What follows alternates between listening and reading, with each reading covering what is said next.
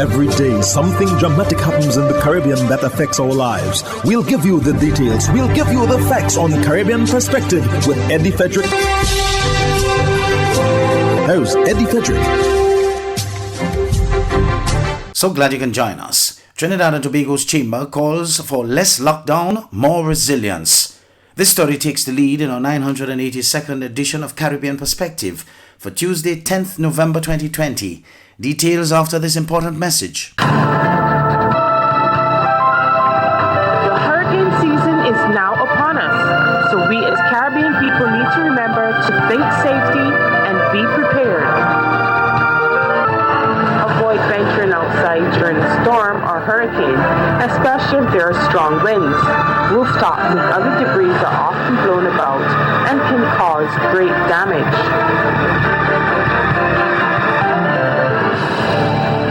Welcome back. The Trinidad and Tobago Chamber of Industry and Commerce is dissatisfied with the additional reopening measures announced by Prime Minister Dr. Keith Rowley on Saturday. The Chamber says while it appreciates the small steps taken to bring additional stimulus to the economy, it is crucial that we develop the resilience and compliance framework to operate in a COVID-19 environment.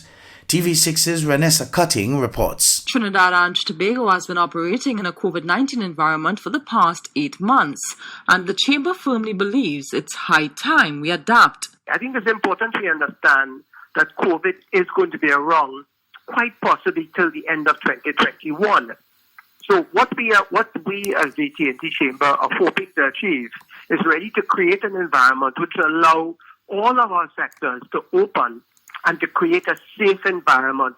The Chamber further notes that to this day, some sectors remain partly or fully closed. Events, be they corporate events or launches, indoor events, nothing has been held since mid-March.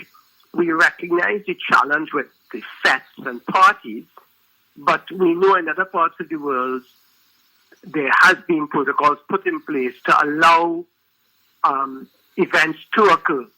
The Chamber CEO points out that the state and its affiliates host such events from time to time, and he says the Chamber has been liaising with players in the entertainment sector to develop frameworks within which they can operate responsibly. One announcement which has met favour with the Chamber is the decision to increase airlift capacity between Trinidad and Tobago. But even here, they feel more could be done. To allow Tobago to open the same way Barbados and St. Lucia has opened, and therefore allow Trinidadians to also go to Tobago, but with the proper protocols and testing, and allow tourists from extra-regional markets to visit Tobago. All things considered, Faria says what is most needed now is less lockdown and stronger enforcement and compliance systems. We need to have the public health inspectors, the police service, maybe even repurpose the traffic wardens so that they can ensure that everyone is acting responsibly. The one thing we don't want in Trinidad and Tobago is to have what's happening in other parts of the world, which is increased infections and another lockdown. Renessa Cutting, TV6 News.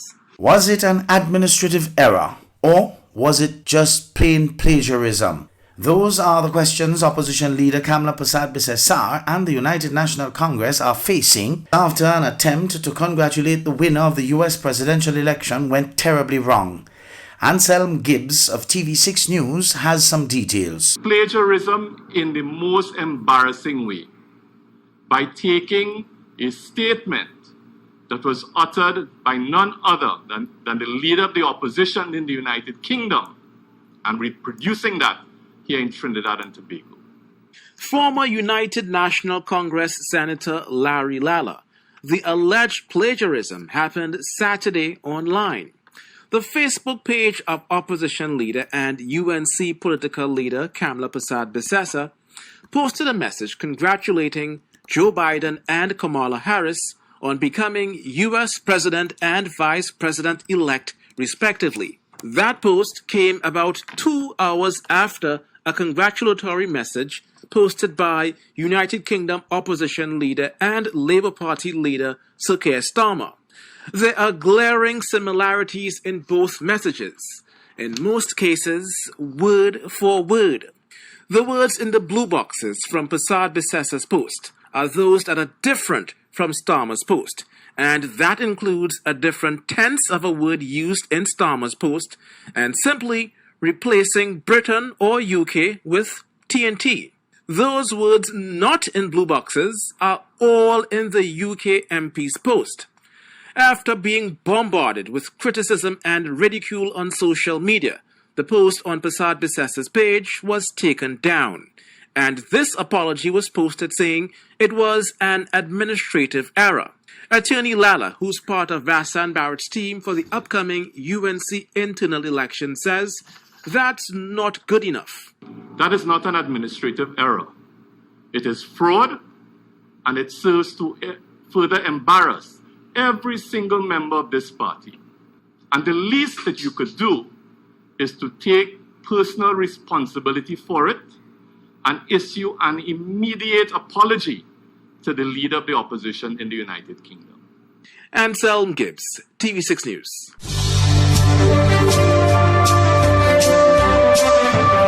You're listening to Caribbean Perspective with Eddie Frederick.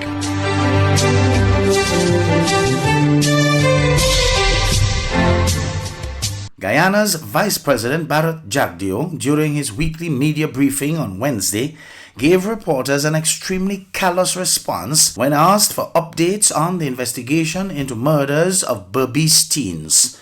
More in this report from Wendell Badri of HGP Nightly News. At a press conference on Friday at the Artichon Conference Center at Liliendal, the Vice President, Barrett Jagdeo, said that the Guyana Human Rights Association, as well as the attorney representing the family of the Henry boys, Nigel Hughes, could bring the Argentine team to further investigate the matter if they wish to do so, but maintained that the Guyana Police Force is the authorized body and has been tasked with seeing the case to completion. Jagdeo stated that he has not been very involved with the case at the level of the government, but made these remarks in his private capacity. If Mr. Hughes wants to, we're not sure that will make a difference. But if Mr. Hughes, but personally, this is not a position of the government as yet because I didn't discuss it. But if Mr. Hughes and the GHRA, the Guyana Human Rights Association, they want to bring the Argentinians to review and to see if they can help us catch these criminals, I don't see why we shouldn't allow them to bring. He further stated, We want to catch all of these criminals and ensure that they get locked away for a very, very long time. At the press conference, the Vice President also spoke of some of the initiatives currently being undertaken by the government to ensure that there's an adequate power supply leading up to and throughout the Christmas season until better facilities are put in place in the new year under the Gas to Energy initiative with ExxonMobil to meet the demand of power for the country and outlying regions. We have already started working on the Gas to Energy project. We've been defining the parameters. We've had several meetings with Exxon, and we have now, I think we're clearer on the parameters we want, between 2 to 250 megawatts of power. Jagdeo revealed that currently the country is buying power from Giftland as well as Macorp to meet the energy demand. The Vice President also addressed issues surrounding land titling at Ogle, where he said that persons who returned lands at the location would be granted amnesty. When questioned further on this, he stated that some of the persons in the debacle have stated that they did not beg or ask for their titles and would rather see the procedure through in a lawful manner. On the issue of local government, he stated that contrary to what the APNU AFC is perpetuating, his government will hold the elections but did not commit to a timeline, while stating that the system needs to be fixed before the elections can be held. Wendell Badri, Nightly News. Meanwhile, Technocrat Minister Onej Waldron's certificate of loss of nationality of the United States has been made public by the Clerk of the National Assembly. The certificate shows that the minister lost her citizenship status on September 8th and not prior to taking the oath of office, as she had claimed.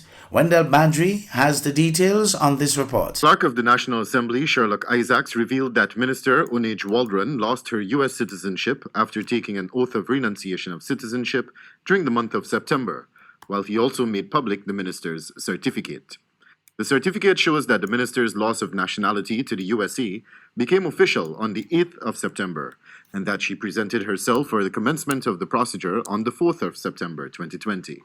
This is contrary to what she claimed in a statement released in October. An excerpt from the statement released by the minister reads, and I quote, "I wrote to the U.S. Consular Office on August 18 renouncing my citizenship to the United States of America with immediate effect. I was thereof informed of the administrative procedure I must comply with to obtain a certificate of loss of nationality of the United States. I complied with that process by August 27. I have since received the certificate of loss of nationality. I took the oath of the National Assembly on September 1st. That was after I renounced my citizenship of the United States of America." End quote. This revelation would also fly in the face of the President Irfan Ali, who on the sidelines of an event at the Artichon Conference Center had said, "I don't have to ask Minister Onage for a copy of her certificate. Are you comfortable? I am very comfortable that Minister Onage did what she had to do. Very comfortable. Minister Onage is an honorable woman." In a statement released to the media on Friday, the APNU AFC called for the immediate resignation of the minister and for fraud charges to be instituted against her, as well as the Speaker of the National Assembly. Meanwhile, at a press conference on Friday, Vice President Bharat Jagdeo referred to the issue as a storm in a teacup. Personally, I don't think the government should swear in Onage Waldron again. Right now, she is not an American citizen. She gave up her citizenship. She is properly in the National Assembly. People, that is Onage Waldron.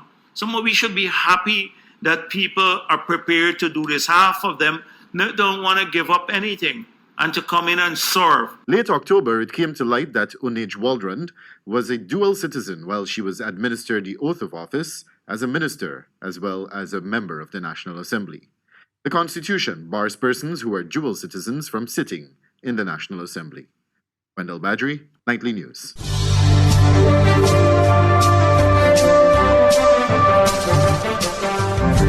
I am Eddie Frederick. This has been Caribbean Perspective, a whole new approach to highlighting developments in the Caribbean. In the meantime, please continue to log on to CaribbeanPerspective.com for more daily news and more.